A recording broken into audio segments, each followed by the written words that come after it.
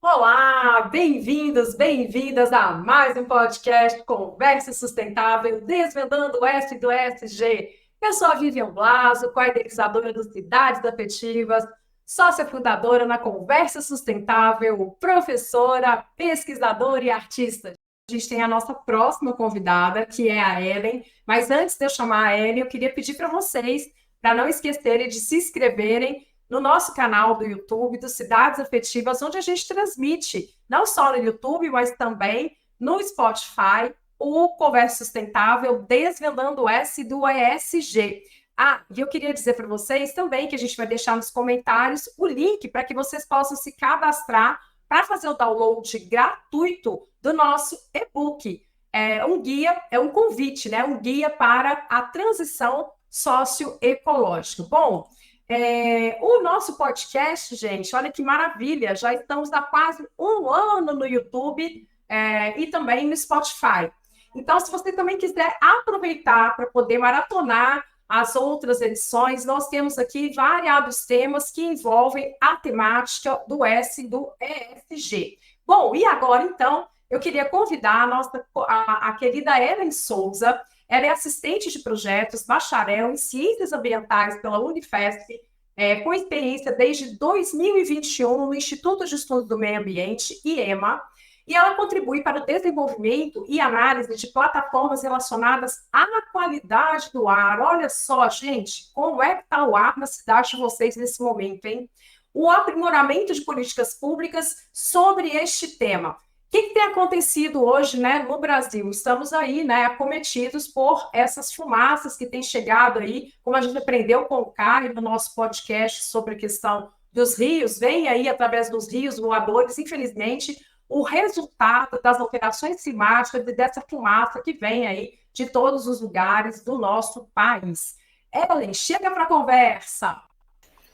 Oi, Vivian, olá a todos, boa tarde, obrigada pelo convite, né? Acho que o dia foi bem calhou para a gente conversar sobre esse assunto. Pois é, Ellen, nós aqui agradecemos, eu queria agradecer também o Felipe, né, que também já esteve aqui conosco, falando das questões relacionadas à mobilidade, à mudança climática, e fez a recomendação aí também para que você viesse conversar conosco para poder ampliar as questões que estão relacionadas aí à qualidade do nosso ar. Então, Ellen, aqui vou inverter um pouquinho a pauta, eu queria então, já que você começou, eu também estou aqui sentindo, né, os defeitos sistêmicos no meu corpo, inclusive, com relação à qualidade do nosso ar. O que acontece hoje, Ellen? Vamos explicar assim, para as pessoas, né, do ponto de vista técnico mesmo, por que a gente está sentindo esse ar tão denso, tão pesado, com esse calor, né? Dentro de casa a gente consegue ver até as fuligens, né? Você pode comentar um pouco? Posso sim. A gente está num período bem crítico, né? Além da gente estar num processo de dificuldade de dispersão desses poluentes, a gente está sofrendo com as queimadas. Então, acaba que essa poluição fica aqui presa para a gente acaba ficando respirando. E assim a gente tem umas concentrações recordes, né? Concentrações classificadas como muito ruins ou até mesmo péssimas que a gente vem identificando em algumas estações de monitoramento. Realmente é uma junção de fatores, tanto das queimadas quanto nesse processo mais de falta de dispersão, a gente também está num período sem chuva, então acabou resumindo nesses momentos bem críticos que a gente está vivendo. Ellen, e aí eu queria te perguntar, né, assim, qual que é a grande importância, então, dentro desse contexto, da gente ter mecanismos de controle da qualidade do ar no Brasil? Como a gente vem comentando, a gente sente muito porque a gente está nesses dias que está com a qualidade do ar bem crítica. Mas, de forma geral, a gente precisa ter um monitoramento da qualidade do ar. O monitoramento da qualidade do ar é um dos pilares da gestão da qualidade do ar. A gente tem não só o monitoramento, mas a realização de inventários com concentrações anuais, inventários de emissões de poluentes, planos de controle. E, no caso, se faz necessário também, para a gente ter acompanhamento de todos esses mecanismos, a informação sobre a qualidade do ar, para saber exatamente o que a gente está respirando. No Brasil, a gente tem uma déficit de informação. Os estados, de forma geral, realizam esse monitoramento, têm a capacidade de fazer isso, mas grande parte das estações de monitoramento estão aqui localizadas no Sudeste, que é no caso onde eu estou falando de São Paulo, 80% das estações de monitoramento de forma automática, que dão aquela informação para a população em tempo real, estão localizadas aqui, e grande parte da população acaba não sabendo exatamente o que está respirando. A gente, lógico, sabe que está com uma qualidade ruim nos últimos dias, porque a gente consegue ver isso. Literalmente, a gente vê uma camada, mas falta informação para a gente possa acompanhar se os planos de controle estão sendo efetivos, se as medidas estão sendo eficientes, para a gente saber como está a qualidade do ar no histórico, né? Então, se a gente nos últimos anos tem avançado ou retrocedendo essa discussão. Hoje no Brasil, como você comentou, a gente está vivendo isso porque a gente acaba vendo, né, como está a qualidade do ar, mas de forma geral a gente tem essa lacuna de informação nos demais estados. Entendi. E aí, na verdade, com essas informações, esse processo de sistematização, quais são, então, as recomendações, cenários hoje propostos pelo IEMA para expansão e continuidade das redes de monitoramento da qualidade do ar no Brasil? No começo desse ano, o IEMA, a gente fez um estudo para tentar dimensionar o que seria uma rede de monitoramento ideal ou o começo de uma rede de monitoramento para o Brasil. Como eu comentei, 80% das estações estão localizadas aqui no Sudeste e a gente acaba não tendo informações em demais estados. A região Norte, a gente tem algumas estações que a gente chama de baixo custo, mas aquela estação automática em tempo real, de um padrão ouro, que o órgão ambiental consegue acompanhar, não tem essa informação. Para fazer esse desenvolvimento de estudo, para saber quanto de estação a gente poderia começar a ter, para a gente ter informação, a gente se baseia muito nos estudos e planos que existem tanto na União Europeia quanto nos Estados Unidos. Eles fazem diversos critérios para definir a quantidade de estações que precisam ser instaladas em um determinado centro urbano, uma determinada cidade. A partir disso, foi olhada a questão do populacional, então como estão os centros urbanos, qual é o número de população que está ali, e foi condicionado o número de estações ideais para o monitoramento. Mas, lógico, isso é um passo inicial de quantas estações precisariam ter. Para a gente definir exatamente quantas estações deveriam ter numa mancha urbana, precisaria ver não só o número da população que está ali presente naquela região, mas qual é o objetivo daquela estação, quais são os poluentes, se tem alguma indústria perto, se tem alguma característica até topográfica que pode influenciar nisso, e assim você desenharia essa rede de monitoramento de uma forma mais complexa.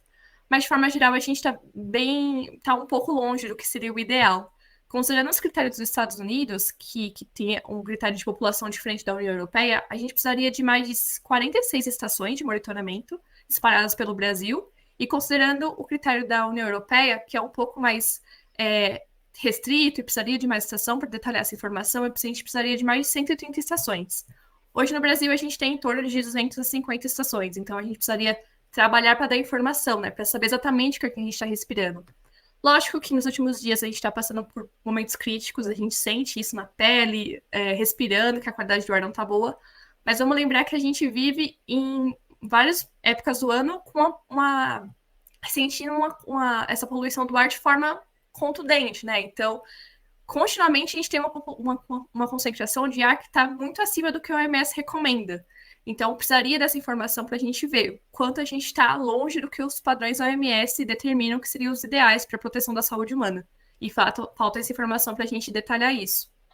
Nossa, e você poderia comentar assim, algum case de alguma cidade específica no mundo que tenha já esses parâmetros de controle da qualidade de monitoramento do ar? Acho que os melhores cases são mesmo da Europa e dos Estados Unidos. Tem avançado muito há muitos anos já, considerando essas informações, utilizando elas por planejamento, para saber onde áreas que estão saturadas de concentração. Mas a gente tem aqui um caso de São Paulo, a capital de São Paulo, é a mais avançada entre os estados que a gente tem aqui, que tem uma rede de informação mais completa de estações de monitoramento que disponibilizam esses dados em tempo real para a população, pelo site da CETESB, e realizam um monitoramento da qualidade do ar com relatórios anuais, onde a gente consegue ver a evolução dessa concentração. Mas a CETESB é realmente um caso fora da curva, considerando todo o cenário brasileiro, né? Existem casos que a gente comentou, né, que não tem sessão nenhuma de monitoramento, então a população não sabe o que está respirando.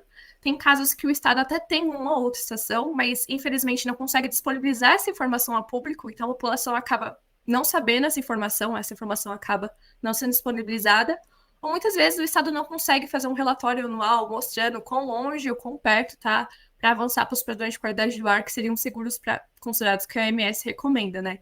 A gente realmente está numa situação que precisaria de um avanço e implementos em relação à informação de monitoramento, e assim a gente possa fazer planos de controles eficientes para que a gente possa reduzir essa poluição crônica que a gente vem respirando. Muito bom, Ellen. E daí eu queria até deixar aqui quais são as dicas que você deixa para jovens cientistas, pessoas para se inspirarem nesse tipo de projeto, né, para poder ajudar a fomentar políticas públicas. Por onde que elas podem começar? Acho que o primeiro passo a gente pode acompanhar os órgãos ambientais que têm essa responsabilidade de fazer o monitoramento, né? Então, essa informação precisa ser cobrada para a gente ter informação, acompanhar os órgãos, as organizações da sociedade civil que vem trabalhando com esse assunto e vem incentivando, fomentando sobre isso. E também está num momento muito importante em relação à qualidade do ar, né?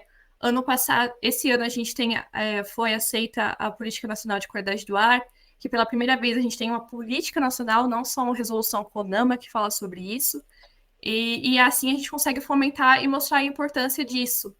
A gente sente isso, qualidade do ar, poluição, acaba matando muita gente de forma crônica, e é um assunto que precisa ser fomentado e discutido. De grande forma, na maioria da parte dos anos, é um inimigo invisível, mas a gente consegue sentir e é importante a gente discutir sobre isso para a gente ter cada vez mais monitores, informação, discussão, planejamento a longo prazo, para que sejam feitas medidas para a redução das emissões e, consequentemente, diminuir as concentrações. Muito bom, Ellen. Nossa, eu queria assim, agradecer a sua presença, a sua participação, né? A gente destaca, então, a importância da qualidade do ar que respiramos, porque ela é um direito de todos, ou seja, um bem comum. E ter acesso a essas informações confiáveis é essencial para garantirmos um ambiente mais saudável e seguro para todos nós. Essa expansão da rede de monitoramento no Brasil não é apenas uma questão técnica, mas ela é uma necessidade urgente para proteger vidas e proteger o meio ambiente. Continuaremos, então, Ellen, aqui acompanhando, né, essa questão junto com vocês.